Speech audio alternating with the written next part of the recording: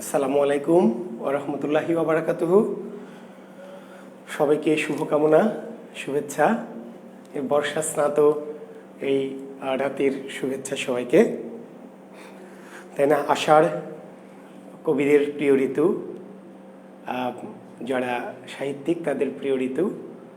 তো সেই আষাঢ়ের এই রাতে, যে রাতে বিরোহিণী রাধারা অভিসারে বেরোতেন, সেরকম একটি বর্ষণমুখর রাতে তোমাদের ক্লাসে দাঁড়িয়েছি। আশা করছি তোমরা আমার সাথে যুক্ত হচ্ছ এবং আমার ক্লাসটি উপভোগ করবে। মিজান, আসসালামু আলাইকুম স্যার। ওয়ালাইকুম আসসালাম। হ্যাঁ, ভালো আছি বাবা। মিজান, শুভ্রা স্যার কেমন আছেন? ভালো আছি। রূপ, গুড ইভিনিং স্যার। নিজের যত্ন নেবেন। আচ্ছা, মনুশঙ্কর, হ্যাঁ। আদাব স্যার কেমন আছেন? রঞ্জন সরকার। অনেক অনেক শত শত কমেন্টস আসছে। তো এত কমেন্টসের উত্তর আমি দেখতে পাচ্ছি না, সব নামগুলি চলে যাচ্ছে। কার নাম যে বলি আর কোনটা যে বাদ পড়ে যায়, অনেকে তখন মাইন্ড করে যে স্যার আমাদের নাম বললো না। আসলে এত কমেন্ট একসাথে পাস করে যায় যে আমি সব নাম দেখতে পাই না। জি, লুবা আক্তার লুবা, সালাম আলাইকুম স্যার। সাদিয়া তালুকদার, মুনতাসির মামুন, মুরাদুজ্জামান, আসসালামু আলাইকুম উস্তাদ। শিষ্য মুরাদুজ্জামান, শিষ্য, ওয়ালাইকুম আসসালাম। হ্যাঁ, ভক্ত, শিষ্য, শুভাকাঙ্ক্ষী, সাগরেদ, সবাইকে জি শুভেচ্ছা জানাচ্ছি, অভিনন্দন জানাচ্ছি। আচ্ছা, হ্যাঁ, আশিস চন্দ্র মোদক, গুরুদেব নমস্কার। নমস্কার আশিস, আমার আশিস নিও তুমি। তোমার প্রতি আমার স্নেহাশিস থাকলো আশিস। মিরাজ শেখ অনিক আবার এসেছে, আষাঢ়ে আকাশ ছেয়ে বাদল দিনের কদম ফুলের শুভেচ্ছা। হ্যাঁ, ওকে, তোমাদের সবাইকে বাদল দিনের কদম ফুলের শুভেচ্ছা, ভালোবাসা, অভিনন্দন, শুভকামনা। আমারটা বলেন স্যার। নাজমুল ইসলাম মাসুম, হ্যাঁ মাসুম, তোমারটা বললাম। আসলে যে বললাম যে এতগুলি কমেন্টস তোমরা একই সাথে করো, এতগুলি নাম একসাথে চলে যায়, আমি সব দেখতে পাই না। হ্যাঁ, এই জন্য তো অনেকের নাম বাদ পড়ে যায়, অনেকে আবার এ নিয়ে মন খারাপও করতে পারো। আসলে আমি শিক্ষার্থীদের কারো প্রতি আমার বেশি আকর্ষণ, কারো প্রতি ভালোবাসা, কারো প্রতি কম এমন না। হয়তো কাউকে কাউকে ব্যক্তিগতভাবে চিনি, সেটি ভিন্ন কথা, কিন্তু সবাইকে আমি সমানভাবে ভালোবাসি। বক্তার খোঁজি, গুরু, হ্যাঁ শিষ্য, জিতে রহো।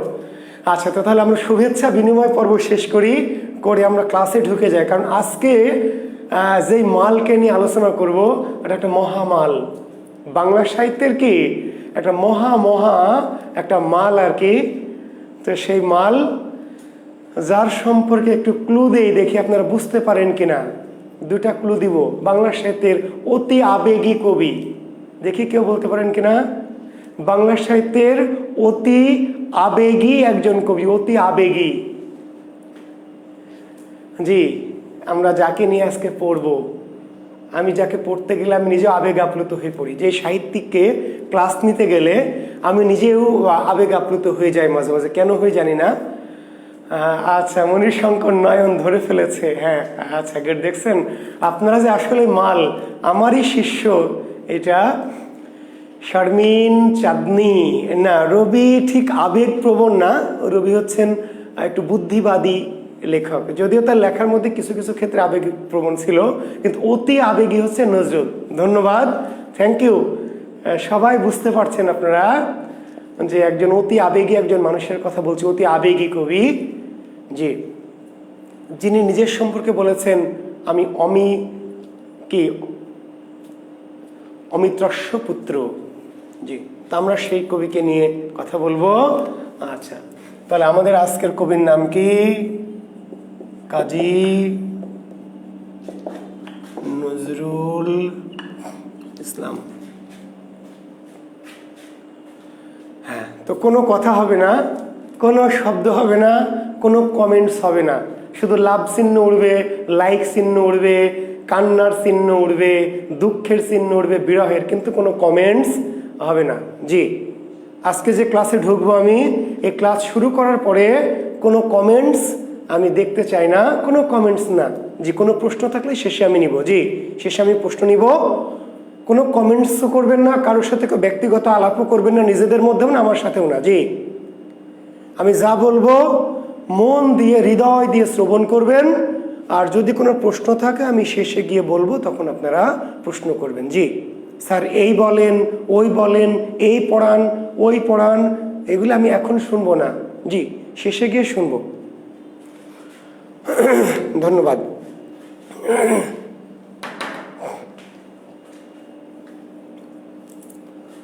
আচ্ছা,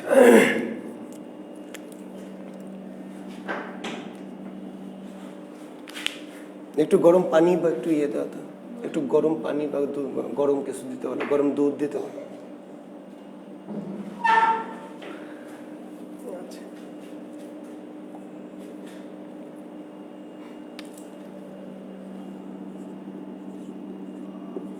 1306 বঙ্গাব্দের কে 11 জ্যৈষ্ঠ।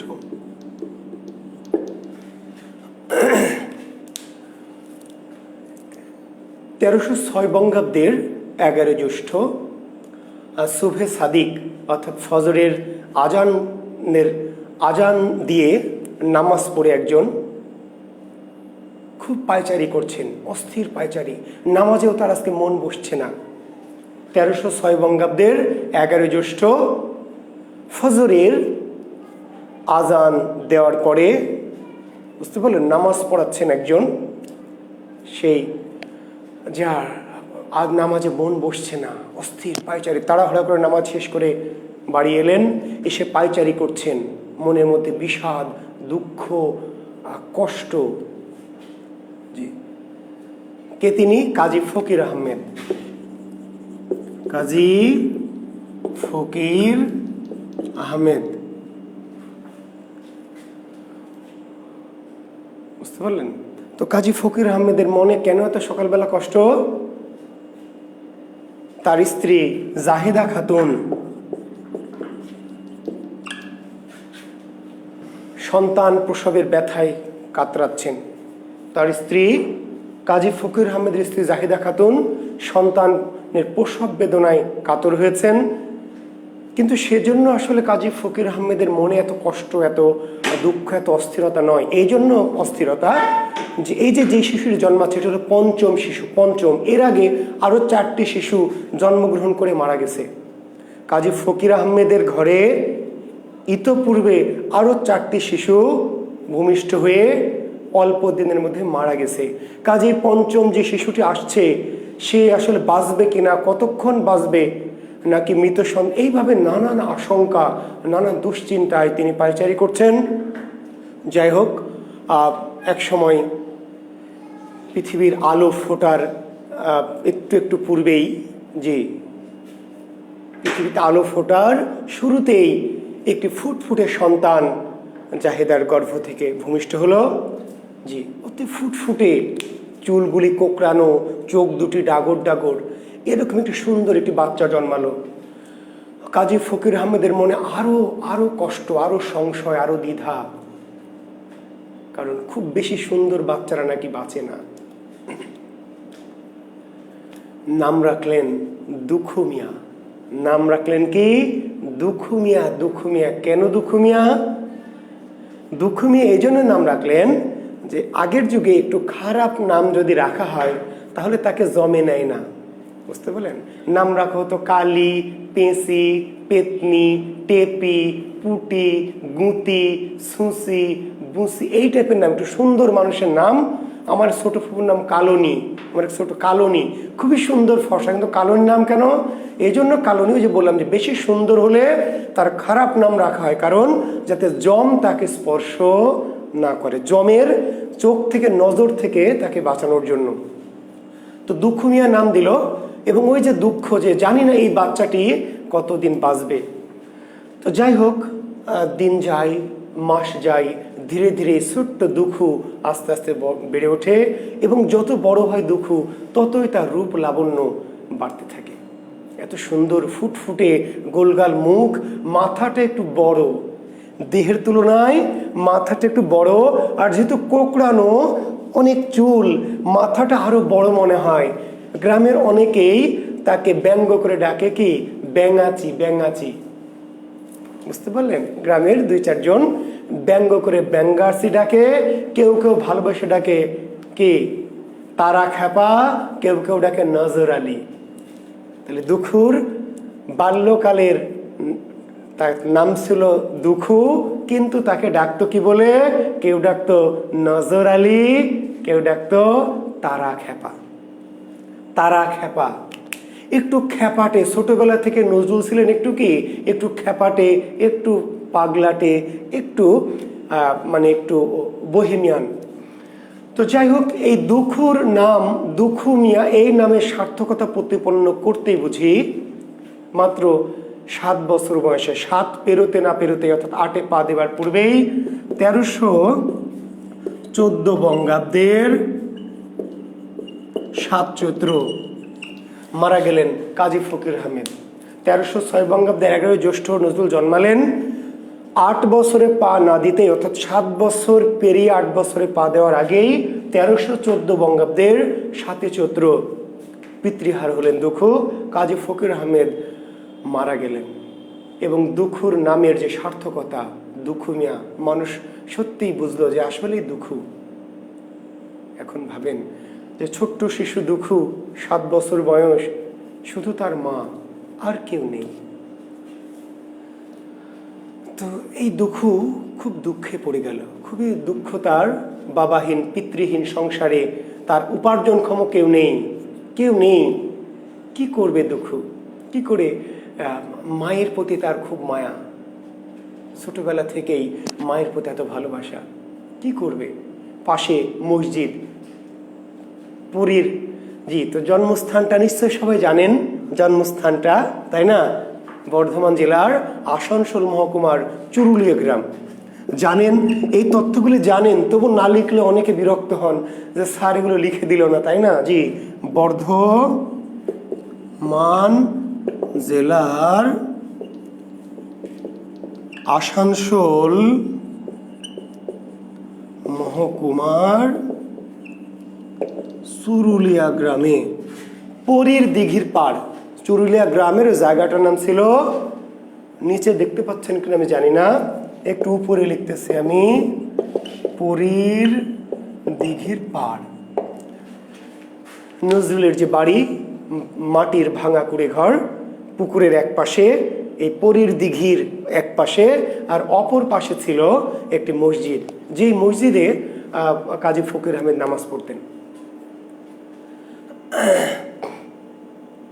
তো নজরুল পরীর দিঘির পাড়ে ছোটবেলায় এই দিঘির পাড়ে, দিঘির যে কাকচক্ষু জল, সে জল দেখতেন, মনের আনন্দে বসে থাকতেন। যখন বাবা মারা গেল, তার খুবই দুঃখ তার মনে। তো মসজিদে গিয়ে, মসজিদে বাবার সাথে আগে যেত, বাবা তাকে ছোটবেলায় হাত ধরে মসজিদে নিয়ে যেত। দিঘির এই পাশে নজরুলের ভাঙা কুড়ে ঘর, মাটির ঘর, আর দিঘির ওই পাশে মসজিদ। দিঘির এই পাড় দিয়ে ধরে ধরে নজরুল সেই মসজিদে যেত ছোটবেলায়। বাবা মারা যাওয়ার পরেও সে মসজিদে যাওয়া শুরু করলো, এবং মসজিদে গিয়ে কী করবে? বসে থাকতো। বাড়িতে যেহেতু তার ভালো লাগতো না, কেউ নেই, দুঃখী, অনাহারী। এবং মসজিদে যাওয়ার পেছনে আরেকটি কারণ ছিল দুঃখুর, আরেকটি লোভ ছিল তার। মসজিদে শিরনি পাওয়া যেত, মসজিদে গেলে শিরনি পাওয়া যেত। অনাহারী দুঃখু, ক্ষুধাক্লিষ্ট দুঃখু মসজিদে গিয়ে সারাদিন বসে থাকতো একটু শিরনি খাবার লোভে। বুঝতে পেরেছেন? শুক্রবার করে বেশি সিন্নি পাওয়া যায়, শুক্রবার বেশি সিন্নি পাওয়া যায়। দুঃখ করতো কি? সবার আগে যেত, গিয়ে মসজিদে ঝাড়ু মোছা করতো, মসজিদে মুছে দিত, মসজিদের জানালাগুলো মুছে দিত, কিংবা নিচের মেঝেটা মুছে দিত। তারপরে ওখানে যে কোরআন শরীফগুলি থাকতো বা অন্যান্য পুঁথিগুলো থাকতো, পুস্তকগুলো, সেগুলো মুছে দিত। তো এই ছোট দুঃখী দুঃখুকে, কিংবা এরকম অনাহারী দুঃখকে দেখে অনেক সবার মায়া হতো। একটু বেশি করে সিন্নি দিত দুঃখুকে। দুঃখু সে সিন্নিটা নিয়ে বাড়িতে নিয়ে আসতো, নিয়ে সে মায়ের সাথে খেত। হয়তো শুক্রবার তার মাও রান্না করতো না, রান্না করবে কি? এই সিন্নি দিয়ে হয়তো তাদের এই দিনটা সিন্নির আশায় বসে থাকতো। এইভাবে ছোটবেলা থেকে। এরপর মসজিদে তাকে ওই ঝাড়ু মোছার জন্য তাকে রাখা হলো। বললো যে নজরুল তুমি একটু ঝাড়ু মোছা করবে। নজরুল তো না, তাকে কেউ নজরুল বলে সবসময় চিনতো না, দুঃখু মিয়া বলে চিনত। দুঃখু তুমি এই মসজিদে ঝাড়ু মোছার কাজ করবে। দুঃখু মসজিদে ঝাড়ু মোছার কাজ করতো, বিনিময়ে তাকে একটু সিন্নি বেশি করে দেওয়া হতো। কখনো কখনো মসজিদ থেকে 1-2 পয়সা করে দেওয়া হতো তাকে কখনো। এবং মসজিদের যে মৌলভী, মসজিদের যে মৌলভীর নাম আমি একটু আপনাদের বলছি, ফজলে আহমেদ। মৌলভী ফজলে আহমেদ, মৌলভী ফজলে আহমেদ। এই মসজিদের যে মৌলভী ফজলে আহমেদ, তিনি এই দুঃখুকে ভালোবেসে ফেললেন। ডাগর ডাগর চোখ, মায়াবী দুটো চোখ, এত সুন্দর মায়াবী ছেলে, এত মিষ্টি, এত মধুর ব্যবহার। মসজিদে সবার আগে আসে, সবার পরে যায়, অনেক সময় যায়ও না, সারাদিন মসজিদে বসে থাকে, মসজিদ মুছে দেয়। এবং এই হুজুর যখন মসজিদে বসে কোরআন তেলাওয়াত করেন, আরবি ফার্সি সাহিত্য পড়েন, নজরুল হা করে শোনে সেগুলি। তো ইমাম তাকে ডাকেন, বলেন যে তুমি যে আমি পড়ছি তুমি কি বুঝতে পারো, এগুলো কেন শোনো, আমার ভালো লাগে। তখন এই মৌলভী ফজলে আহমেদ দুঃখুকে আরবি ফার্সি, বুঝতে পারলেন, এগুলো পড়িয়ে বাংলা তর্জমা করে করে শোনান। দুঃখুর ভালো লাগে। দুঃখু ছোটবেলায় আরবি ফার্সি ভাষা এই মৌলভী ফজলে আহমেদের কাছে একটু একটু শিখে নিতে শুরু করলো। ফজলে আহমেদ আরবি পড়ে, কোরআন শরীফ পড়ে, তারপরে রুবাই পড়ে, উমর খৈয়ামের পড়ে, তারপর ইকবাল বা এদের এই সমস্ত কবিদের কবিতা পড়ে। হাফিজ, পারস্যের বিখ্যাত কবি হাফিজ, ওই মৌলভী ছোটবেলা থেকে হয়তো ওইগুলি একটু একটু পড়ে। তো নজরুল ওই মসজিদে গিয়ে সেগুলি শুনে এবং মৌলভী তাকে এগুলি বাংলা করে বুঝিয়ে দেয় বা আরবি ফার্সি। এইভাবে নজরুলের আরবি ফার্সি ভাষার চর্চাটা শুরু হয়ে গেল। তো নজরুলের চাচা ছিল, তার নামও ফজলে করিম। নজরুলের প্রতিবেশী এক চাচা, প্রতিবেশীর চাচার নাম ছিল ফজলে করিম। তো সেই চাচা ফজলে করিম আরবি ফার্সি ভাষায় দক্ষ ছিলেন এবং সেই সময় তিনি মুখে মুখে কবিতা লিখতেন আরবি ফার্সি মুসলমানি বাংলায়। মুসলমানি বাংলা মানে, বুঝতে পারলেন, মুসলমানি বাংলা মানে কি, বাংলার সাথে আরবি আর ফার্সি মিশিয়ে, আরবি ফার্সি মিশানো যে বাংলা, সেই বাংলাকে বলতো মুসলমানি বাংলা। সেই মুসলমানি বাংলায় এই ফজলে করিম কবিতা লিখতেন। ওই পাড়ায় তার নাম ডাকছিল, পাড়ার কবি হিসাবে এই নাইম হাসান, কদুর তেল, নারকেলের তেল, একদম একদম কান মলে বের করে দেবো ক্লাস থেকে, একদম নাইম হাসান, তারপরে ফাতেমা জান্নাত সিমি, এগুলো নারকেল তেল, কদুর তেল, ফাজলামি মার্কা ক্লাসে যদি করো কান মলে ক্লাস থেকে বের করে দিব। বলেছি কোনো কমেন্টস হবে না, নিজেদের মধ্যেও না। ফাজলামি মার্কা ক্লাস করতে চাইলে আজকের ক্লাস থেকে লিভ নিতে হবে, আমাকে একদম বিরক্ত করা যাবে না।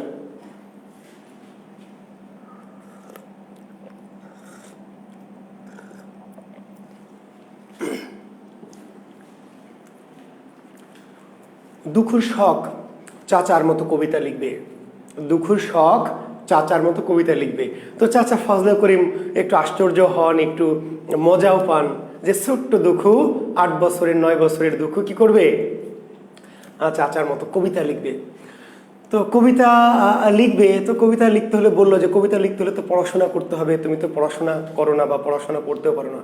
এবার দুঃখুর মনে আরো দুঃখ, সে পড়াশোনা করবে কিন্তু পড়বে, স্কুলে ভর্তি করে দিবে কে, তার তো বাবা নেই, মাকে বলতেও পারে না, মা জানে যে মা তার দুঃখী। তো যাই হোক সাহস করে মাকে একদিন বললো, কিন্তু মা কেমন করে ভর্তি করবে, কোথায় স্কুল, কেমন করে বা মা জানবে, আর স্কুলে ভর্তি করতে হলে তো টাকা পয়সা লাগে, সেটাও তো তার নাই। এইবার কি করলেন, এইবার দুঃখ কি করবে, স্কুলে ভর্তি হওয়ার টাকা নেই। তখন ঠিক হলো গ্রামে 2-1 কাছ থেকে, বাচ্চাদের কাছ থেকে, বাচ্চারা স্কুলে যায়, দেখে খুব মনে দুঃখ তার। বাচ্চারা বই এইভাবে ধরে, জানেন তো আগের যুগে বইকে কি করতো জানেন, বাচ্চারা এইভাবে বুকের মধ্যে ধরে এইভাবে স্কুলে যেত। তো নজরুলের খুবই আগ্রহ যে সে স্কুলে যাবে, কিন্তু তার বই নাই, তার বাবা নাই। তখন সে ওই বাচ্চাদের, কোনো বাচ্চাদের কাছ থেকে ছেঁড়া ফেলে দেওয়া জীর্ণ শীর্ণ বই 1-2টা কুড়িয়ে নিয়ে আসে বা চেয়ে নিয়ে এসে কখনো প্রদীপের আলোতে পড়ে, কিন্তু প্রদীপ যে জ্বালাবে সেই প্রদীপও নাই, প্রদীপ তো কেনার বা তেল কেনার টাকা নেই।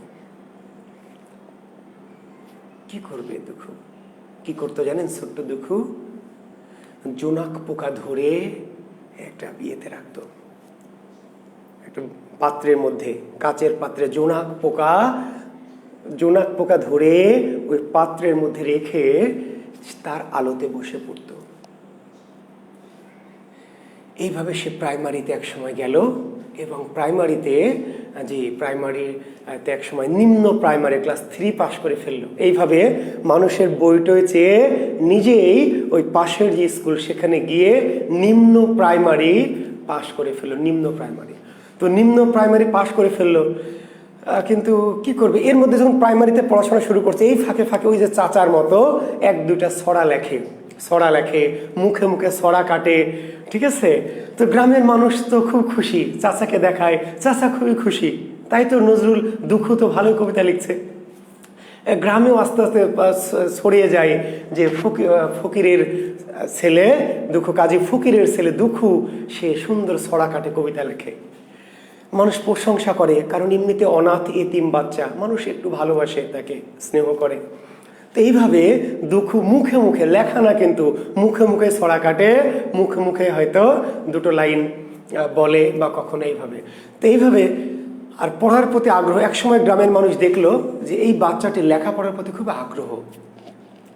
তখন গ্রামের আরো 2-4 জন মিলে দুঃখুকে ভর্তি করিয়ে দিল কি রানীগঞ্জ শিয়ারশোল হাই স্কুল, না সরি, প্রথমে ভর্তি করলো রানীগঞ্জ শিয়ারশোল হাই স্কুল, না, প্রথমে ভর্তি করা হলো ওনাকে শিয়ারশোল, ঠিক আছে, রাজ হাই স্কুল, ঠিক আছে, মাথরুন নবীনচন্দ্র ইনস্টিটিউট, প্রথম স্কুলটার নাম জাস্টার পাচ্ছি না। প্রথমে তাকে ভর্তি করা হলো মাথরুন নবীনচন্দ্র ইনস্টিটিউট, লিখে নেন। আনুষ্ঠানিকভাবে, অর্থাৎ আগে তো নজরুল পাশের একটি গ্রামের, তার গ্রামের পাশের স্কুলে নিম্ন প্রাইমারি ক্লাস 3 পর্যন্ত ক্লাস করলে নিম্ন প্রাইমারি, সেখানে সে নিজের ইচ্ছায় ওই পিছনে গিয়ে বসে বসে এইভাবে সে পড়াশোনা করত। এক সময় তাকে ভর্তি করে দিল, গ্রামের মানুষরা নিয়ে গিয়ে তাকে ভর্তি করে দিল 4র্থ শ্রেণীতে মাথরুন নবীনচন্দ্র ইনস্টিটিউট। মাথরুন নবীনচন্দ্র ইনস্টিটিউটে ভর্তি করে দিল। সেটি হলো মঙ্গলকোট থানা, একটু লিখে নিতে পারেন শব্দটি, বর্ধমান জেলার মঙ্গলকোট থানা। তো নজরুলের থানা হচ্ছে আসানসোল, বর্ধমান জেলার আসানসোল মহকুমা হচ্ছে নজরুলের থানা, কিন্তু নজরুলকে ভর্তি করা হলো কোথায়, পাশের থানা মঙ্গলকোট থানা। কেন, কারণ হচ্ছে যে আসলে ওই যে স্কুলটা সেখানে একটু যিনি প্রতিষ্ঠাতা ছিলেন তার সাথে একটু বলে করে নজরুলকে বিনা বেতনে এবং বই টই সহ একটু পড়ার ব্যবস্থা করা হলো। মাথরুন নবীনচন্দ্র ইনস্টিটিউটের প্রতিষ্ঠাতা ছিলেন মহারাজ মনীশচন্দ্র। মহারাজ, এত গভীর তথ্য আপনাদের দরকার নাই, তবু যারা একটু বেশি জানতে চান, মহারাজ মনীশচন্দ্র, এই মহারাজ মনীশচন্দ্র ছিলেন মাথরুন নবীনচন্দ্র ইনস্টিটিউটের প্রতিষ্ঠাতা। তো তিনি ছিলেন ওই মঙ্গলকোট, ওখানকার স্থানীয় রাজা আর কি বা জমিদার। তো তাকে বলে নজরুলকে ওখানে অবৈতনিকভাবে ভর্তি করে দেওয়া হলো, এবং শুধু অবৈতনিক না, সেখান থেকে কি করা হলো, নজরুলের জন্য বই বা এগুলো একটু ফ্রি দেওয়ার ব্যবস্থা করা হলো। জি, সেখানে নবীনচন্দ্র ইনস্টিটিউটে নজরুল ভর্তি হলেন। পড়াশোনায় তার প্রচণ্ড আগ্রহ, তিনি ভর্তি হলেন, জি, পড়াশোনা শুরু করলেন, পড়াশোনা করতে থাকলেন। পাশাপাশি কি তার ওই যে মুখে মুখে ছড়া কাটা, মুখে মুখে গান বাঁধা, এগুলো চলতে থাকলো।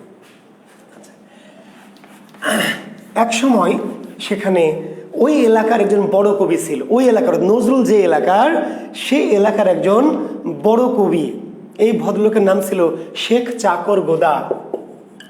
শেখ চাকর, এই শেখ চাকর, এই শেখ চাকর না, শেখ চাকর ফার্সি শব্দ, শেখ চাকর, একে বলা তো গোদা কবি।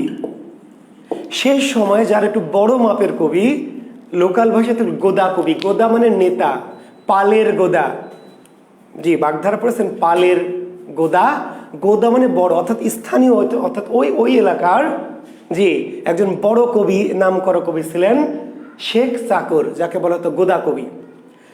তো তার সাথে নজরুলের একসময় একটু পরিচয় হলো এবং শেখ চাকর গোদা নজরুলকে বলেন যে ব্যাঙাচি তুই একদিন বড় হয়ে সাপ হবি। ব্যাঙাচিকে বললেন নজরুলকে, নজরুলের ছড়া শুনে যে ব্যাঙাচি তুই একদিন বড় হয়ে কি সাপ হবি। আশীর্বাদ করলেন নজরুলকে। নজরুলের লেখালেখির স্পৃহা বেড়ে গেল, নজরুল আরো বেশি করে লেখা শুরু করলেন। এর মধ্যে সেই এলাকায় আগের যুগে যাত্রা পালা হতো। যাত্রা, যাত্রা বোঝেন? এখন তো আপনারা বোঝেন যাত্রা মানে ফাত্রা, তাই না? যাত্রা মানে কি? যাত্রা দেখে কারা? ফাত্রা লোক।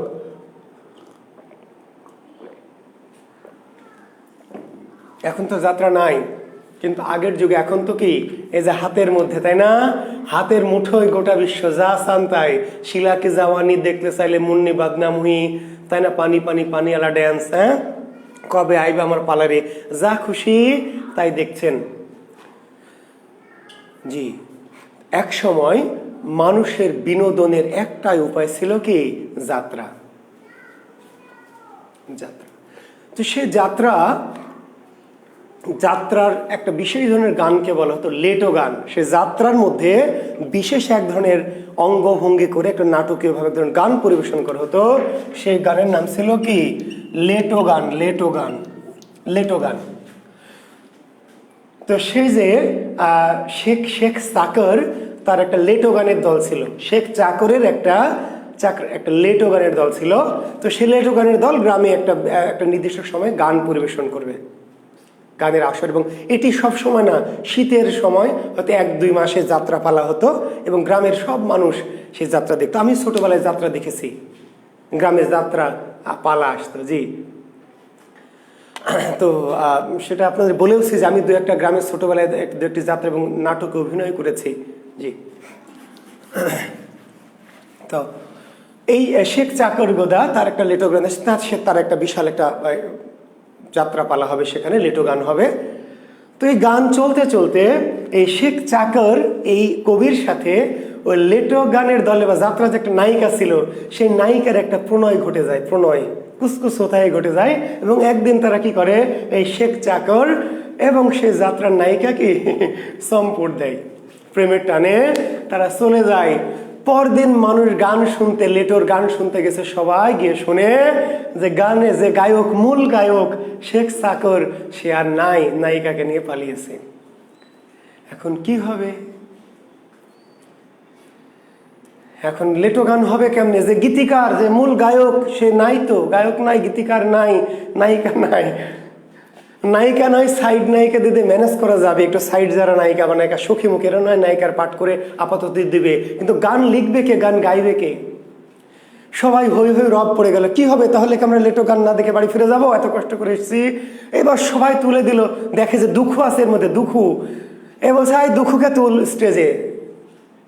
এইবার সবাই মিলে ধরে টরে দুঃখুকে মঞ্চে তুলে দিল।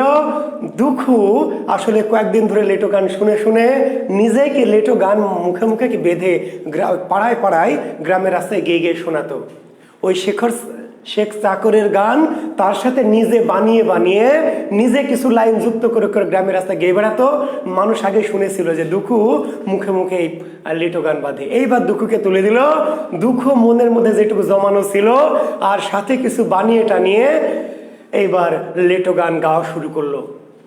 খুবই সুন্দর, স্নিগ্ধ, ভরাট কবির কণ্ঠ। ভরাট নজরুলের কণ্ঠ ছিল কি? ভরাট কণ্ঠ, স্নিগ্ধ, ছোটবেলায় নজরুলের কণ্ঠ। এবারে লেটোর গান শুনে মানুষ মুগ্ধ হলো। বলল শেখ চাকর নেই তো কি হয়েছে, আমাদের তো দুঃখই আছে, দুঃখই আমাদের লেটো গান। এইবার ওই লেটো গানের যে দলটা ছিল, দুঃখুকে তাদের কি ওস্তাদ বানালো। দুঃখু সেই লেটো দলের ওস্তাদ হলো এবং দুঃখুকে সেখানে কি করা হতো, সম্মানী দেওয়া হতো। লেটো গান লেখার জন্য জি সম্মানী দেওয়া হতো। দুঃখুর ভালোই হলো। আর ওইদিকে দুঃখু আবার কিন্তু মসজিদের মুয়াজ্জিনগিরি পেয়েছে। যেই মসজিদে ঝাড়ু মোছা করতো, আস্তে আস্তে একদিন মুয়াজ্জিন আসেন, অর্থাৎ যিনি ইমাম ছিলেন তিনি মুয়াজ্জিন। ওই যে মৌলভী ফজলে আহমেদ, মৌলভী ফজলে আহমেদ, তিনি নামাজ পড়াতেন, আজানও দিতেন। একদিন দেরি হয়ে গেছে আজান দিতে, তার আসতে দেরি হয়ে গেছে। এই সময় দুঃখু তো আগে আগে চলে যায় মসজিদে। দুঃখু একদিন কি করলো, আজান দিল। এই আজান শুনে মানুষ বিস্মিত হলো, দুঃখু এত সুন্দর আজান দেয়। এরপর দুঃখুর দায়িত্ব দেওয়া হলো মসজিদের মুয়াজ্জিনগিরির দায়িত্বটা দুঃখু করবে, বিনিময়ে সে একটু হয়তো 1-2 পয়সা তাকে দেওয়া হবে। তাহলে একদিকে মসজিদের ইমামতি করছে মুয়াজ্জিনগিরি করছে দুঃখু, মসজিদে ঝাড়ুমুছ করছে, আরেকদিকে যাত্রা গানের লেটো দলে কি গান গাচ্ছে।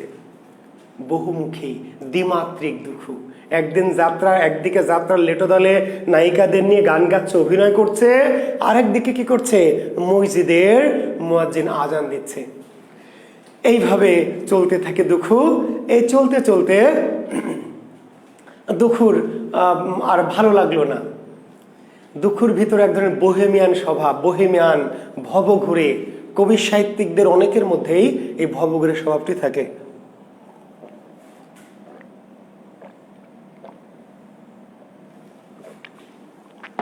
জি, নজরুলের মাঝে প্রচন্ড বোহেমিয়ান ভবঘুরে সত্তা ছিল। তো এইভাবে চলতে চলতে হঠাৎ করে দুঃখু একদিন লেটো গানের দল ছেড়ে দিল, ভালো লাগছে না তার, এবং লেটো গানের দল ছেড়ে, গ্রাম ছেড়ে সে চলে গেল কোথায়, আসানসোল। আসানসোল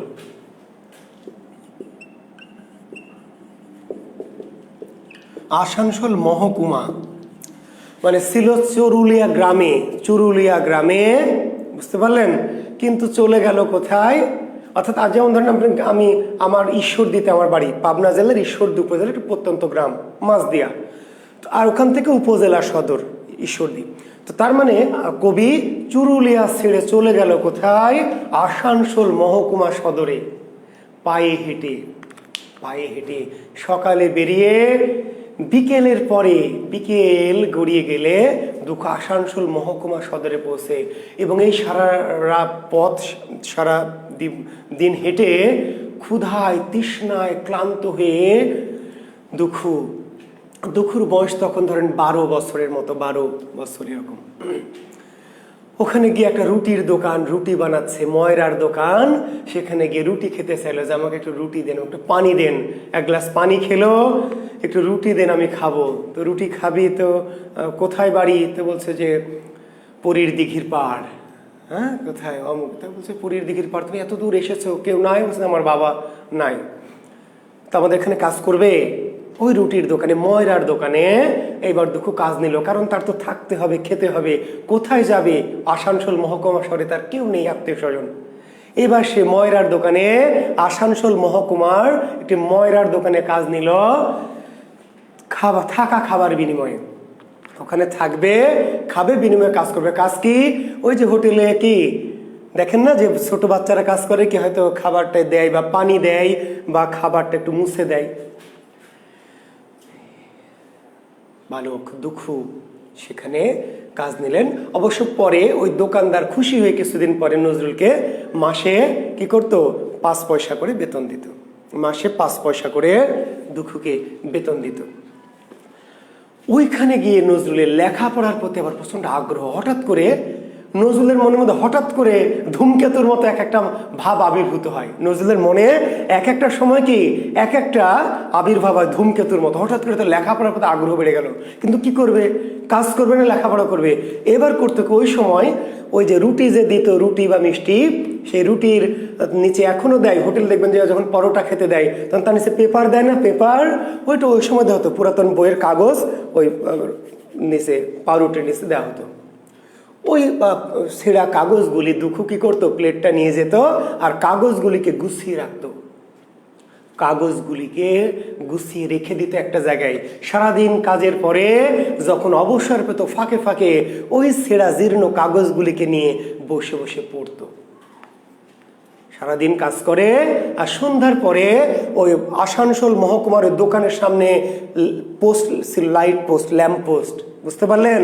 এই ল্যাম্প পোস্টের আলোয় বসে কি করতো, ওই সারাদিনের কুড়িয়ে রাখা ওই ছেঁড়া পাতাগুলি পড়তো। আর দিনে ওই কাজের ফাঁকেও যদি কখনো সময় পেত, তাহলে কোনো একটা জায়গায় বসে ওই কাগজগুলি কুড়িয়ে নিয়ে পড়তো।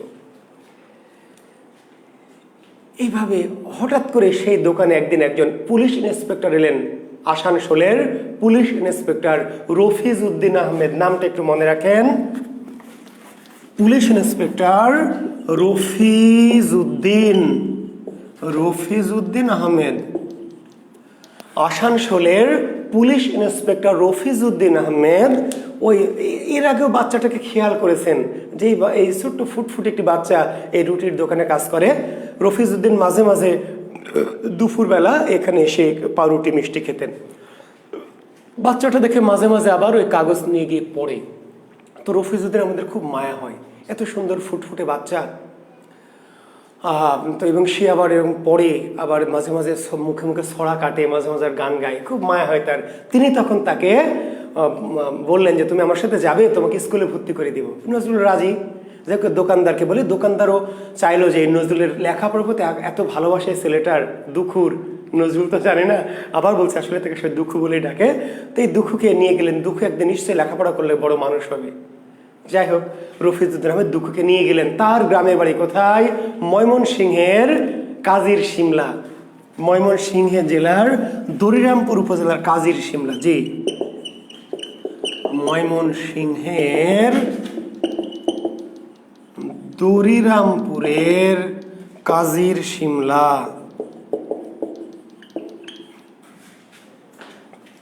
রফিজউদ্দিন আহমেদ চাকরি করতেন তিনি কোথায়?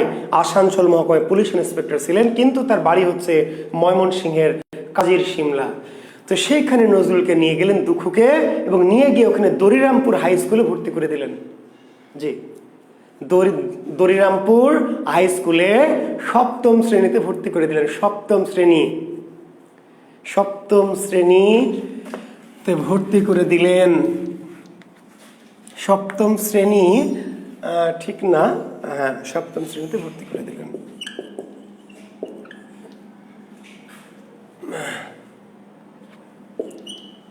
কোথায় ভর্তি করলেন? Darirampur high school.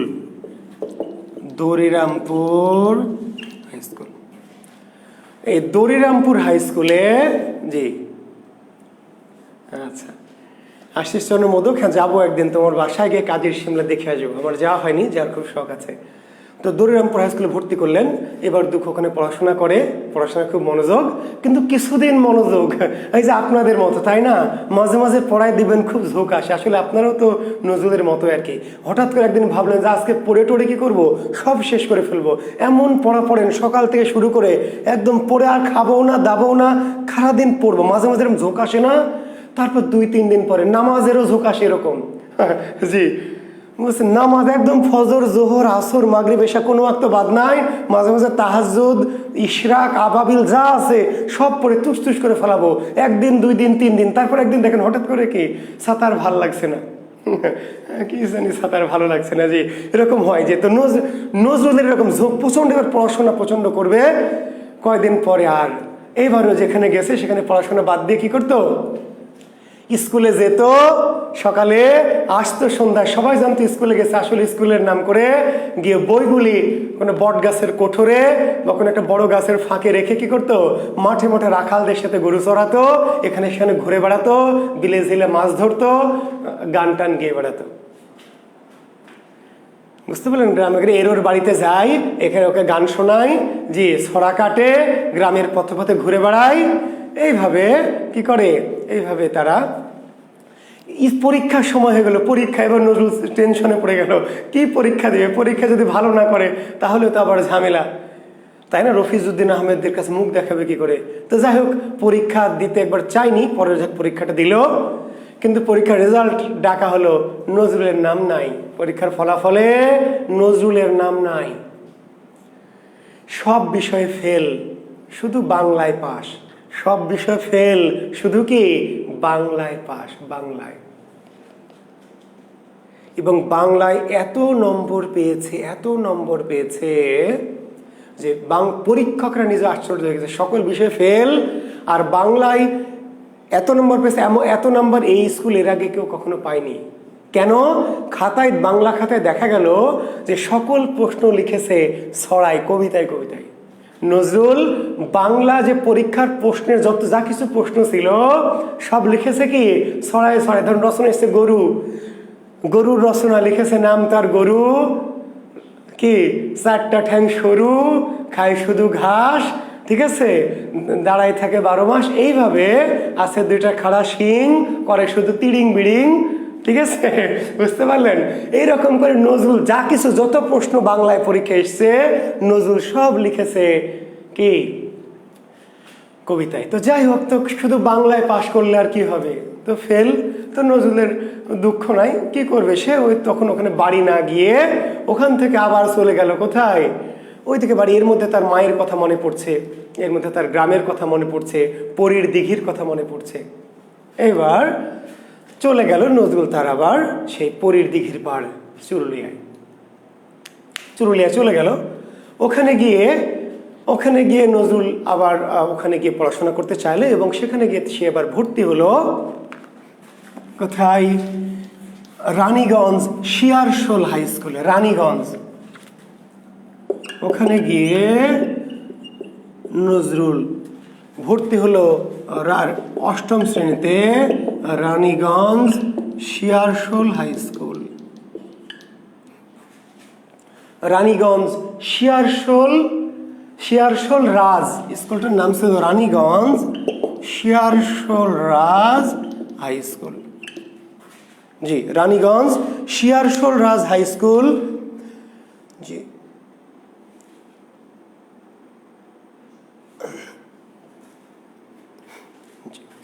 এই স্কুলে তার একজন সহকর্মী ছিলেন শৈলজানন্দ, একটু নামটা মনে রাখেন, নাম অনেক, শৈলজানন্দ।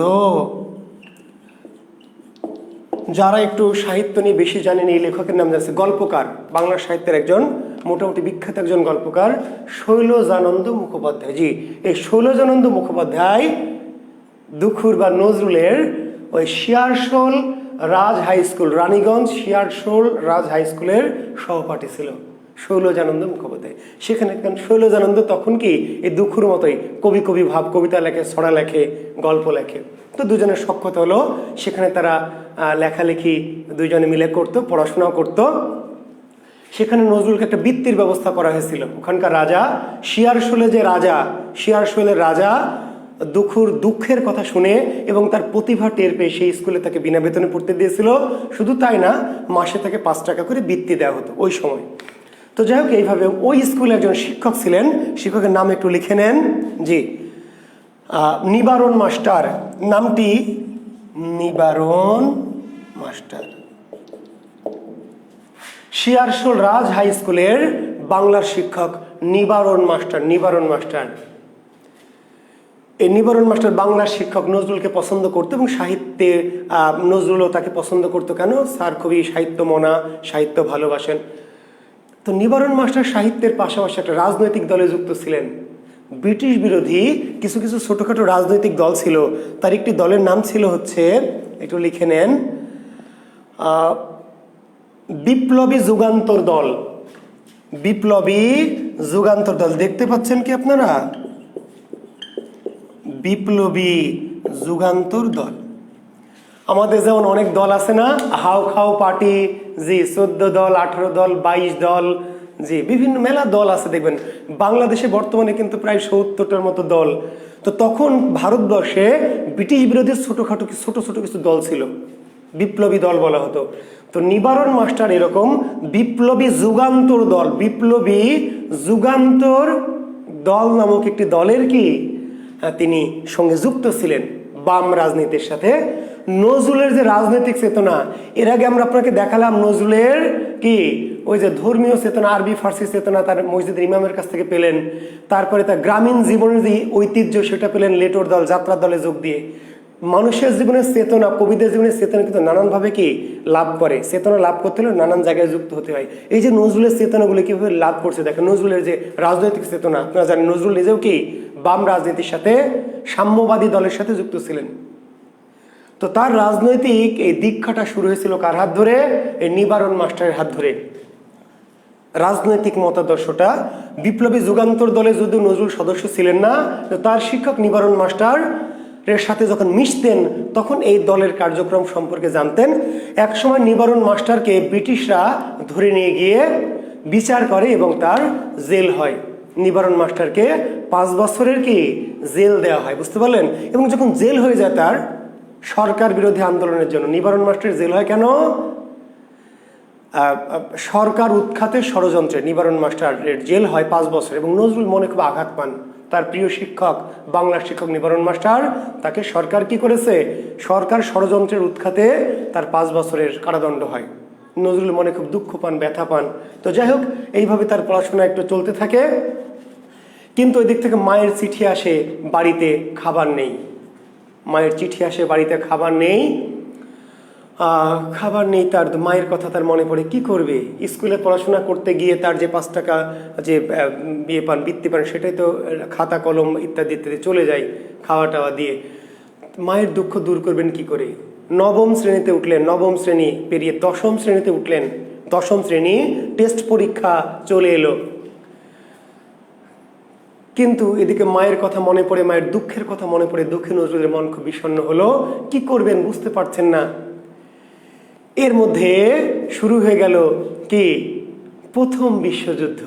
প্রথম বিশ্বযুদ্ধের দামামা বেজে গেছে। এই প্রথম বিশ্বযুদ্ধের দামামা বেজে গেছে, বিশ্বযুদ্ধ শুরু হয়ে গেছে।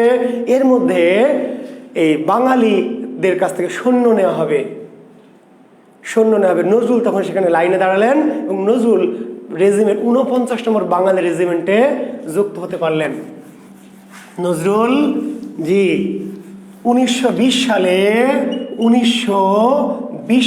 নজরুল 49 নম্বর বেঙ্গলি রেজিমেন্ট যোগদান করলেন। নজরুল 1920 সালে 49 নম্বর বেঙ্গলি রেজিমেন্টে যোগদান করলেন। প্রশ্ন হতে পারে, নজরুল কোন বিশ্বযুদ্ধের সৈনিক ছিলেন? নজরুল কোন বিশ্বযুদ্ধের সৈনিক ছিলেন?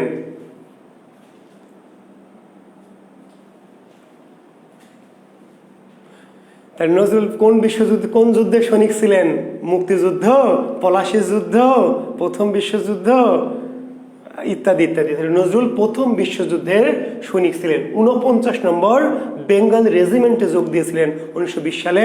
এবং তাদেরকে ওই 49 নম্বর বেঙ্গল রেজিমেন্টে যোগদান করার পরে তাকে পাঠিয়ে দেওয়া হয়েছিল কোথায়? 1920 সালে। স্যার যুক্ত হলেন 1917 সালে, 18 বছর বয়সে। ঠিকই বলেছেন। 1917 সালে, ধন্যবাদ, 1917 সালে বেঙ্গলি রেজিমেন্টে যোগ দিলেন। আর 1920 সালে করাচিতে গেলেন। 17 সালে বেঙ্গলি রেজিমেন্ট। যুদ্ধটা শুরু হয়েছে কত সালে জানেন তো? প্রথম বিশ্বযুদ্ধ 1914 সালে। প্রথম বিশ্বযুদ্ধ 1914 সালে শুরু হয়েছে। জি 1919 সালে যদিও শেষ হয়ে গেছে। 1917 সালে 18 বছর বয়সে নজরুল বেঙ্গলি রেজিমেন্টে যোগ দিলেন। তো বেঙ্গলি রেজিমেন্টে যোগ দেওয়ার পরে নজরুলকে পাঠিয়ে দেওয়া হলো কোথায়? কোথায় পাঠিয়ে দেওয়া হলো? করাচি। সৈনিক নজরুল, এই সৈনিক নজরুল কি 1917 সালে নজরুল সৈনিক হিসেবে যোগদান করেছিলেন। জি টেক্সট বইয়ে আছে 17 সাল, যদিও নজরুল জীবনীকাররা 20 সাল বলেছেন। জি 1914 সালের 28 জুন কণিকা ঘোষ, না এটা মারাত্মক ভুয়া তথ্য। 1914 সালের 28 জুন তো যুদ্ধ। নজরুল কি তথ্য দিয়েছে জানি না। 1914 থেকে 1919, আচ্ছা যাই হোক, প্রথম বিশ্বযুদ্ধ 1914 থেকে 1919, ঠিক আছে। নজরুল প্রথম বিশ্বযুদ্ধ কবে, এটা সাধারণ টিচারদেরকে জিজ্ঞেস করে নিও। আমি যেটা বোঝাতে চাই, নজরুল যুক্ত হয়েছিলেন 1917 সালে। নজরুল এই যুদ্ধে সৈনিক পদে যোগদান করেছিলেন সালে 1917 সালে 49 নম্বর বেঙ্গলি রেজিমেন্টে। এবং তাকে পাঠানো হলো কোথায়? করাচি। আমি কি লাহোর বলেছি এর আগে? জি করাচি। করাচিতে তিনি গেলেন এবং করাচি যেখানে তাদের ওই রেজিমেন্টটা, সেই করাচি রেজিমেন্টের পাশে ওনাদের মসজিদ ছিল। সেই মসজিদে উনি নামাজ পড়তেন। নজরুল কিন্তু নিয়মিত কি 5 ওয়াক্ত নামাজ পড়তেন। আবার পাশাপাশি তিনি গীতা, বেদ, বাইবেল, মহাভারত সেগুলো কিন্তু পড়তেন। নজরুলের জীবনের 2টি ধারা আছে।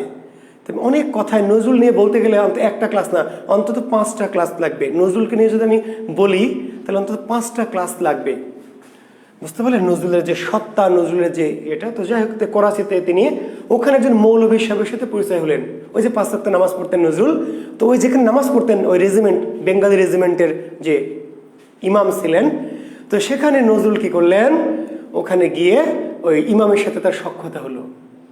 এত ইয়ং ছেলে, একবারে যুবক, টক বই যুবক, 5 ওয়াক্ত নামাজ পড়ে, ইমামরা খুব খুশি। ইয়ং মানুষ তো নামাজ পড়ে না, ইয়ং মানুষ তো সাধারণত বদ টাইপের হয়, তাই না, অন্য ধান্দা করে। ইয়ং নজরুল একবারে তরতাজা যুবক, 5 ওয়াক্ত নামাজ পড়ে, আগে আগে মসজিদে যায়, আজান দেয়। তো ইমামের সাথে তার সখ্যতা হলো, এবং ওই ইমামের সাথে তিনি কি করলেন, আরবি ফার্সি, ওই যে ছোটবেলার তার যে জ্ঞান ছিল গ্রামের মসজিদের ইমামের, সেই জ্ঞানটুকু তিনি ওই ইমামের সাথে শেয়ার করলেন। ওই ইমাম তাকে আরো বেশি করে কি আরবি ফার্সি, ওই যে বললাম যে ওমর খৈয়ামের যে সাহিত্য, তারপরে রুবায়তে ওমর খৈয়াম, রুবাইয়াতি, হাফিজ, পারস্যের সবচেয়ে বিখ্যাত কবিকে হাফিজ, সে হাফিজ, ওমর খৈয়াম, জামি, রুমি, এরকম পারস্যের যত মানে বড় বড় কবি, তাদের সাহিত্য, এমনকি বেদ, পুরাণ, রামায়ণ, মহাভারত, অনেক জ্ঞান নজরুল ওই করাচির ওই মৌলভীর সাথে শেয়ার করলেন এক সময়। আর পাশাপাশি সাহিত্য চর্চা কিন্তু চলতে থাকলো, সাহিত্য চর্চা কিন্তু চলতে থাকলো, সাহিত্য চর্চা চলতে থাকলো। এবং এক সময় নজরুল সাধারণ সিপাহীর পদ থেকে তার যোগ্যতার বলে তিনি উপাধি পেলেন, মানে পদোন্নতি পেলেন, হাবিলদার। সাধারণ সিপাহী হিসাবে যোগদান করলেন, এবং একসময় তার প্রতিভা মেধার বিনিময়ে তিনি কি করলেন, একটা পদোন্নতি পেলেন, কি হাবিলদার।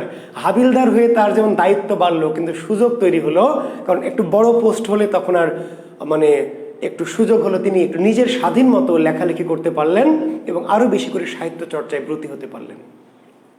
হাবিলদার পদ পেয়েছেন বড়। এবং বলে নজরুলের যে প্রথম জীবনের লেখাগুলি প্রকাশিত হতো কি নামে, হাবিলদার নজরুল। জেনে রাখেন, লিখে রাখেন, কাজী নজরুল ইসলামের জীবনের প্রথম দিকের লেখাগুলি ছাপানো হতো কি নামে, প্রকাশিত হতো কি নামে, হাবিলদার নজরুল। তো যাই হোক, এই করাচিতে বসে নজরুল এবার লেখালেখিটা তার আরো বিপুল বেগে তৈরি হতে থাকলো, লেখালেখি শুরু করলেন, এবং ওই করাচিতে বসে তার লেখা তিনি এই বাংলা অঞ্চলে পাঠাতে শুরু করলেন, এবং কিছু পত্র পত্রিকায় পাঠালেন। তার প্রথম লেখা প্রকাশিত হলো কি, নজরুলের প্রথম প্রকাশিত রচনার নাম কি, বাউন্ডেলের আত্মকাহিনী।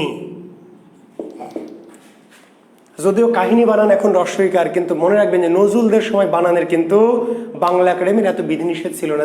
অনেকে আর বিভ্রান্ত হয়, স্যার কাহিনী বানান এরকম, আপনি লিখলেন আর এক রকম। আমি তো আমার কাহিনী লিখছি না, নজরুলের কাহিনী, বাউন্ডেলের আত্মকাহিনী। এটি হচ্ছে নজরুলের, প্রকাশিত হলো কোথায়, 1326 বঙ্গাব্দের সওগাত পত্রিকায়। মোহাম্মদ নাসিরউদ্দিন সম্পাদিত সওগাত, মনে আছে, মোহাম্মদ নাসিরউদ্দিন সম্পাদিত সওগাত পত্রিকায়, 1326 বঙ্গাব্দে, 1326 বঙ্গাব্দের জ্যৈষ্ঠ সংখ্যার নাম মনে না রাখলেও বঙ্গাব্দটা মনে রাখবেন। নজরুলের প্রথম প্রকাশিত রচনার নাম কি, বাউন্ডেলের আত্মকাহিনী। নজরুলের প্রথম প্রকাশিত রচনা বাউন্ডেলের আত্মকাহিনী। নজরুলের প্রথম লেখা কোন পত্রিকায় প্রকাশিত হয়, সওগাত পত্রিকায়। কত সালে, 1326 বঙ্গাব্দে। 1919 সালে, ঠিকই বলেছেন, বাংলা সাল হিসাব করলে 1919। কি নামে প্রকাশিত হয়েছিল, হাবিলদার নজরুল। কি নামে, হাবিলদার নজরুল। তো যে প্রথম যখন লেখা প্রকাশিত হলো, নজরুল খুবই খুশি হলেন। এর আগে যত লেখা প্রকাশিত হয়, নজরুল মুখে মুখে প্রশংসা পেয়েছেন, মুখে মুখে মানুষ প্রশংসা করেছে, ভালো বলেছে, কিন্তু প্রথম লেখা ছাপানো হলো পত্রিকায়। এবং তখনকার দিনে পত্রিকায় লেখা ছাপানো কিন্তু এমনি এখনকার দিনের মতো না। আত্মীয় স্বজন, বন্ধু বান্ধব লেখা দিলে ছাপায়। এখনকার যুগে তো আত্মীকরণে লেখা ছাপানো হয়। আমি লেখা দিব, ভালো ভালো পত্রিকা জিন্দেগিতেও ছাপাবে না। কেন ছাপাবে না, আমাকে চিনে না।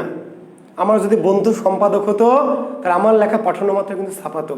বুঝতে পারলেন, আমি যতই ভালো কবি হই, যতই ভালো কবিতা লিখি, আমি যদি বড় বড় পত্রিকায় লেখা পাঠাই, জিন্দেগিতে হলে ছাপাবে, দেখবেই না, তাকাবেই না, ফেলে দিবে ময়লা ঝুড়িতে। বুঝতে পারলে এখনকার লেখা বড় বড় পত্রপত্রিকায় করে স্বজনপ্রীতি, পরিচিত লেখক বা বন্ধু আত্মীয় স্বজন। জি, আগের যুগে তা ছিল না। আগের যুগে কোনো পত্রিকায় লেখা ছাপাইতে হলে মানসম্মত লেখা, যে পত্রিকায় যখন লেখা প্রকাশিত হলো তখন নজরুলের নিজের সম্পর্কে আত্মবিশ্বাসটা বাড়লো, খুশি হলো। তারপর লেখালেখি বাড়িয়ে দিল এবং পরের 2 মাস পরে আরেকটি কবিতা পাঠালো। জি, কবিতাটা মুক্তি, নজরুলের প্রথম প্রকাশিত কবিতা। অনেকেই এই জিনিসগুলো কনফিউজ করে ফেলে, গুলিয়ে ফেলে। নজরুলের প্রথম প্রকাশিত রচনা বাউন্ডেলের আত্মকাহিনী, প্রথম প্রকাশিত রচনা বাউন্ডেলের আত্মকাহিনী, একটা ছোট গল্প। আর নজরুলের প্রথম প্রকাশিত কবিতার নাম কি? মুক্তি। এই মুক্তি প্রকাশিত হলো কোথায়? জি, মুসলিম ভারত পত্রিকায়। মুসলিম ভারত। জি, তাহলে প্রথম প্রকাশিত রচনা হলো বাউন্ডেলের আত্মকাহিনী, একটু ছোট গল্প। আর প্রথম ওই একই বঙ্গাব্দ 1326 বঙ্গাব্দ, একই বছরের 2 মাস পরে আর কি প্রথম কবিতা মুক্তি 1326 বঙ্গাব্দে মুসলিম ভারত পত্রিকায় নজরুলের প্রথম প্রকাশিত কবিতা প্রকাশিত হলো। এটিও প্রকাশিত হয়ে গেলে এরপর নজরুলকে আর পায় কে? নজরুল তো একেবারে খুশিতে আত্মহারা, লেখা যেখানে দিচ্ছেন সেখানে ছাপা হচ্ছে।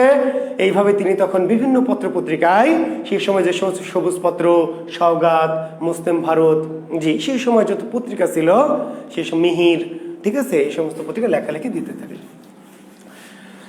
এইরকম লেখালেখি চলতে থাকলো তার। কিন্তু এর মধ্যে হঠাৎ করে কি বাঙালি রেজিমেন্ট ভেঙে দিল। যুদ্ধ তো শেষ হয়ে গেছে আগেই, অযথা এই বাঙালিদেরকে বেতন দিয়ে পুষে লাভ কি? কারণ যুদ্ধ শেষ হয়ে গেছে 19 সালেই।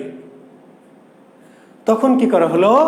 বেঙ্গলি রেজিমেন্ট ভেঙে দেওয়া হলো, যে তোমরা যার যার বাড়ি শেষে যাও, তোমাদের এটা তো অস্থায়ী পার্ট টাইমার যোদ্ধা, এদেরকে ভেঙে দিলে এবার নজরুল কি করবে? আর যুদ্ধ যখন ভেঙে দিল তখন ওখান থেকে চলে গেল কোথায়? প্রথমে বাড়ি গেল, চুরুলিয়া গেল। চুরুলিয়া গিয়ে তোর কাজ নাই, কি করবে? বড় হয়ে গেছে, এখন তার বসে বসে ওই লেটোর দলে গান গেয়ে আর ওই মসজিদে ঝাড়ু মোছা করে হবে না। চলে এলো কলকাতায়। কোথায় চলে এলো? কলকাতায়। ওই যে বন্ধু শৈলজানন্দ মুখোপাধ্যায়, মনে আছে? ওই যে স্কুলের বন্ধু তার শৈলজানন্দ মুখোপাধ্যায় কলকাতায় থাকতো। তো সেখানে কলকাতার এক মেসে বোর্ডিংয়ে উঠলো শৈলজানন্দ, যেখানে থাকতো নজরুল সেখানে উঠলো। উঠার 3-4 দিন পরে ওই বোর্ডিংয়ে একটা আন্দোলন শুরু হয়ে গেল, যে যুদ্ধ ফেরত মুসলমানকে এই ম্যাচে হিন্দুদের, আগের যুগে কিন্তু ছোঁয়াছুঁয়ির ব্যাপার, এই যে যুদ্ধ ফেরত মুসলমান, এই মুসলমানকে আমাদের এখানে রাখা হবে না, কি করা যাবে? শৈলজানন্দ তখন তাকে নিয়ে গিয়ে কলকাতার যে বঙ্গীয় মুসলিম সাহিত্য পরিষদ ছিল, বঙ্গীয় মুসলিম সাহিত্য সমিতি, বঙ্গীয় মুসলিম সাহিত্য সমিতি, সেখানে নিয়ে গেল যে মুসলমান নজরুলের হাতে একটা গতি হবে। শৈলজানন্দ মুখোপাধ্যায় নজরুলকে নিয়ে গেল কোথায়?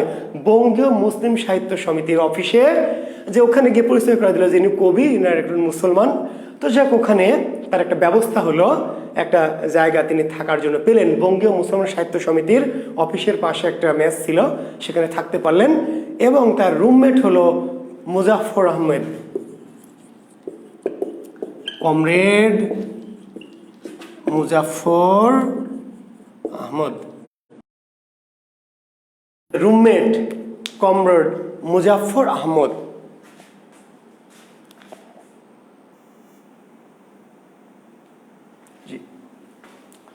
তো কমরেড মুজাফফর আহমদ এর সঙ্গে থাকলেন।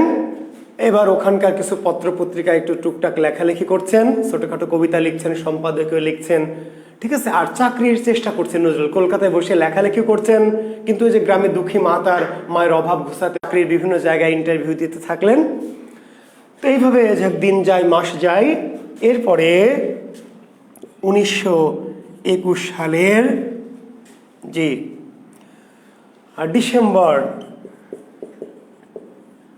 ডিসেম্বরের শেষ সপ্তাহ, 1921 সালের ডিসেম্বরের শেষ সপ্তাহ, নজরুল রাতে হঠাৎ করে তার ঘুম ভেঙে গেল নজরুলের। এইবার নজরুল, কমরেড মুজাফফর আহমেদ রুমমেট ঘুমাচ্ছে, বুঝতে পারলেন? তো নজরুলের ঘুম ভেঙে গেল, নজরুল উঠে বসলেন, কবিতা লেখা শুরু করলেন। মাঝরাত থেকে লেখা শুরু করলেন, মাঝরাতের পরে দ্বীপ্রহরের পরে। তারিখটা নিয়ে অনেকেই বিভ্রান্ত। তো যাক, ডিসেম্বরের শেষ সপ্তাহে কেউ কেউ বলেছেন 28 ডিসেম্বর, কেউ বলেছেন 30শে ডিসেম্বর। যাই হোক, মধ্যরাতের পর নজরুল একটি কবিতা লিখলেন সারা